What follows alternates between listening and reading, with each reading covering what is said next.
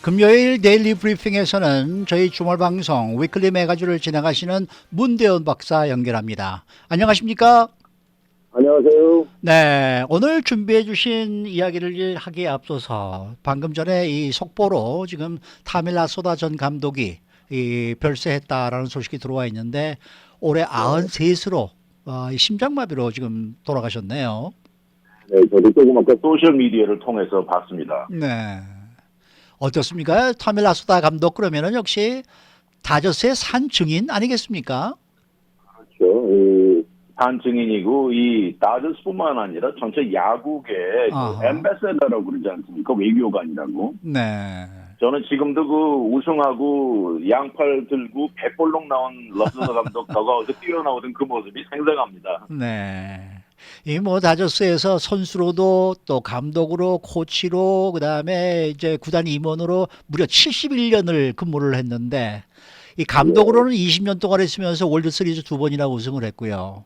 참 대단한 분이신데 지금도 뭐 LA 타임스 지금 이 순간에 보니까 가장 탑 뉴스가 지금 그것으로 지금 그 소식 그 기사가 지금 나와 있네요. 그래요. 네. 너무나 큰 분이죠. 큰 네. 손실입니다. 네. 저희 라디코다도 상당히 이 사랑을 해주시던 그런 분이었는데 정말 고인의 명복을 빕니다. 네, 자, 이 비록 기대만큼 빠르게 백신 접종이 이루어지지는 않고 있지만은 그래도 백신으로 인해 희망을 갖게 되는 것이 이제 요즘인데요.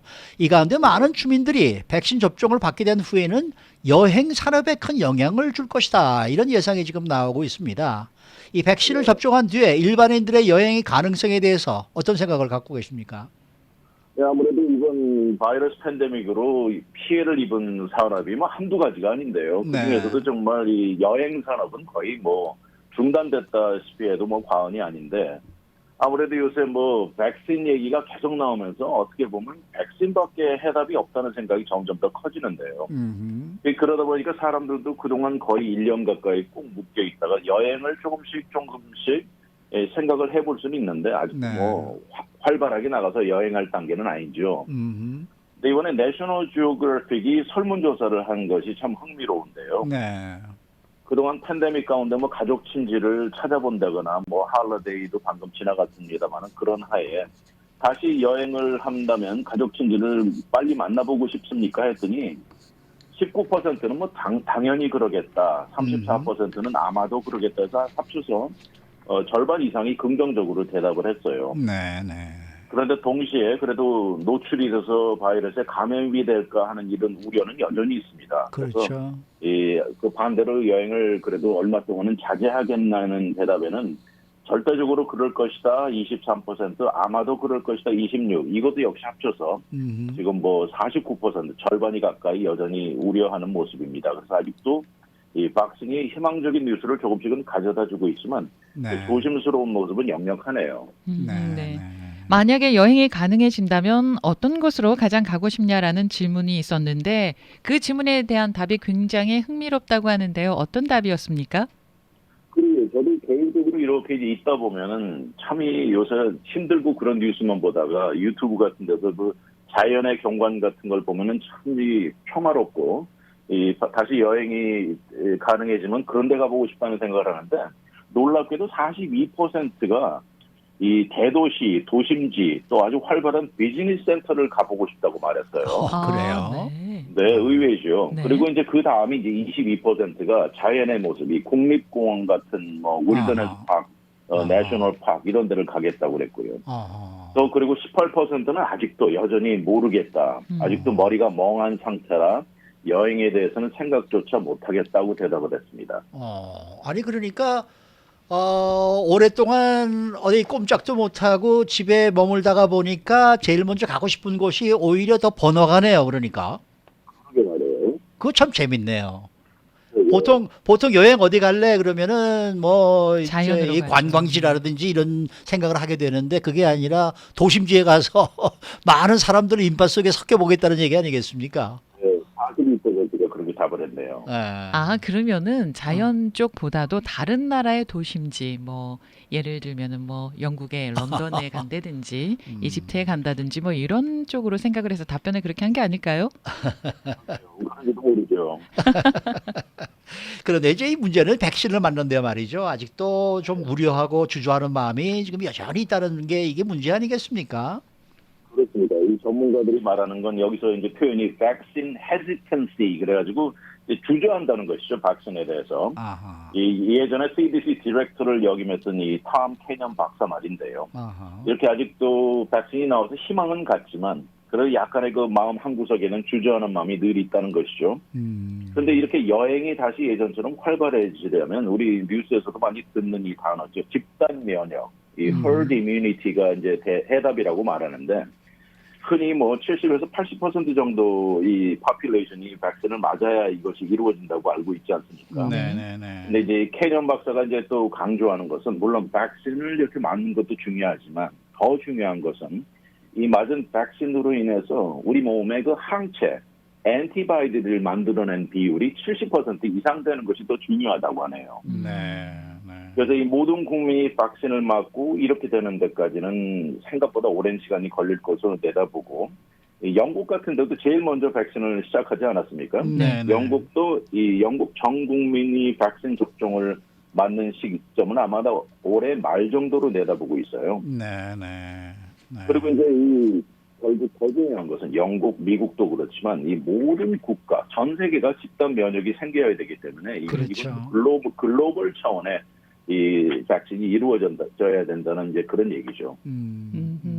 좀 엉뚱한 질문일 수도 있겠는데요. 지금 LA 카운티 지역에는 뭐 5명 가운데 1명이 코로나19 확진자다 뭐 이런 얘기가 나오고 있는데 이렇게 확진자가 많아지면은 이 확진자가 또 저절로 자연적으로 항체를 갖게 되지는 않겠습니까? 아무래도 몸이 그럴 수 있겠죠. 이 백신이라는 게 그 바이러스를 좀 약하게 만들거나 그래가지고 몸이 그 리액션을 일으켜내는 그렇죠. 건데 네. 그래도 그거에 의존만 하기엔 너무 위험하고 또 속도도 더 오래 걸릴 것이고 그래서 백신으로 하루하루 빨리 이 몸에서 항체를 만들어내는 게 제일 중요할 것 같습니다. 네. 자, 언젠가는 여행이 가능해지겠죠. 그런데 그렇다 하더라도 우리가 계속해서 지켜야 할 것들이 좀 많지 않을까 싶은데요. 좀 짚어주시겠습니까?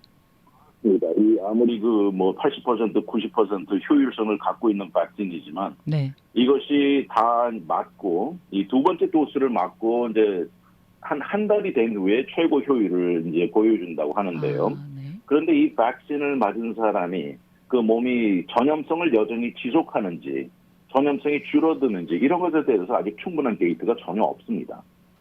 이 코로나 바이러스가 노블 바이러스라고 부르지 않습니까? 이 노블이라는 게 새로운 이 뉴라는 그런 뜻인데 그러다 보니까 아직도 모르는 것이 너무 많아요. 그래서 이 편안한 마음으로 다시 여행을 아무 생각 없이 즐길 수 있기를 희망하는데 이러기 위해서는 이 계속 모아지는 데이터가 모이고 이렇게 다 분석이 될 때까지는 우리가 지금 지키고 있는 모든 방역 지침 있지 않습니까? 마스크라든지 청결하게 씻고 소셜 디스턴싱 이런 게 모두 다 지속적으로 유지해야 되는 건 필수적인 것 같습니다. 올해 말까지는 계속 그렇게 해야 되겠죠. 아무래도. 제가 보기엔 그럴 것 같아요. 네. 어쨌든 뭐 말씀하신 대로 모든 게 지금 정상으로 좀 돌아가야 되겠다. 근데 돌아가려면은 전 세계 집단 면역이 생겨야 되는 게 급선무죠. 그렇죠. 근데 지금 집단 면역에 있어서 조금 아까도 그 글로벌 차원의 다 면역이 이루어져야 되는데 전 세계를 놓고 봤을 때 역시 부자 나라들과 가난한 나라들의 이 차이가 심합니다. 이 전 세계 부자 나라들이라고 치면 이 인구로 따져보면 전 세계 인구가 14%밖에 안 되는데 그런데 이 부자 나라들이 인구는 이렇게 작은데 백신을 지금 소유하고 있는 비율은 절반이 넘는 54%입니다.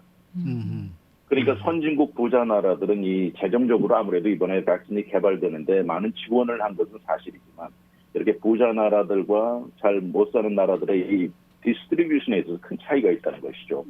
근데 이런 차원에서 보면 미국이 당연히 제일 많겠지 않은데 놀랍게도 미국보다도 캐나다가 가장 많이 보유하고 있다고 하는데요. 지금 나와 있는 2-3개 백신을 포함해서 7개까지 백신 후보를 가장 많이 갖고 있는 나라가 캐나다고 이곳은 한 사람당 10개 도수를 확보하고 있다고 합니다. 네. 네. 이 WHO 보건기구에서 이 코백스 이니시티브를 내놓으면서 이렇게 가난한 국가들에도 이 충분히 갈 수 있는 이런 지금 움직임을 벌이고 있는데 아직까지 이런 움직임에 미국하고 러시아는 참여하지 않고 있다고 하네요. 지금 저 WHO 사무총장이 오늘 아침에 말입니다. 이 코로나19 백신의 공평한 분배를 위해서 백신을 만드는 제약회사와 나라 간의 양자 거래를 중단해달라 이렇게 촉구를 했다는 소식이 들어와 있거든요. 그게 저 WHO 사무총장은 처음에는 이제 이 부자 나라들이 백신의 대부분을 사들였고 지금 우리는 중간 소득 국가같이 추가로 이 저 백신 제조하는 회사와 양자 계약을 맺고 있는 것을 보고 있는데 이것이 어떻게 보면은 백신의 가격을 올리고 또 가난하고 소외된 국가에 있는 사람들은 백신을 얻지 못하는 것을 의미한다. 그렇기 때문에 이 이러면 안 된다. 지금 이렇게 얘기를 하고 있는데 이게 과연 제약회사들이 여기에 동의를 하겠습니까? 아무리 어떻게 해도 제가 보기에는 공평하게 분배가 되는 건 불가능할 거예요. 불가능할 것 같아요. 제약회사도 사실 이 지금 상황은 좀 다르긴 하지만 제약회사들도 사실 비즈니스 아닙니까? 그렇죠. 그런 걸로 봤을 때 이 전 세계가 공평하게 이렇게 디스트리뷰트 되는 건 아무리 해도 절대 쉽지는 않을 것 같아요. 글쎄 말이에요. 네. 그런 상황이다 보니까 백신 패스포트 이야기가 점점 더 나오고 있더라고요.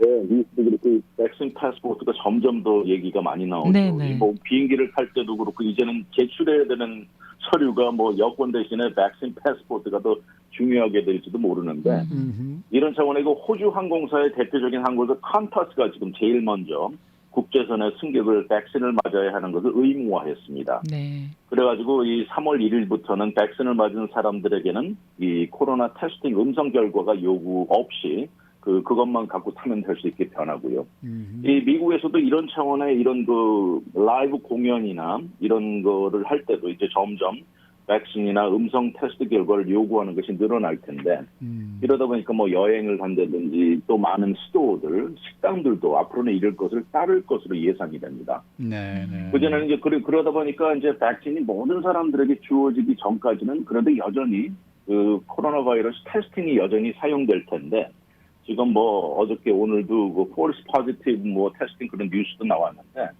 테스팅도 앞으로는 점점 더 정확도가 높아지고 손쉬워지는 것도 나온다고 해요. 이 코를 찌르는 것 대신 그 마우스 린스 같은 거 한 번 하고 나면 90%, 99%까지 정확도를 갖는 것도 나온다고 하고요.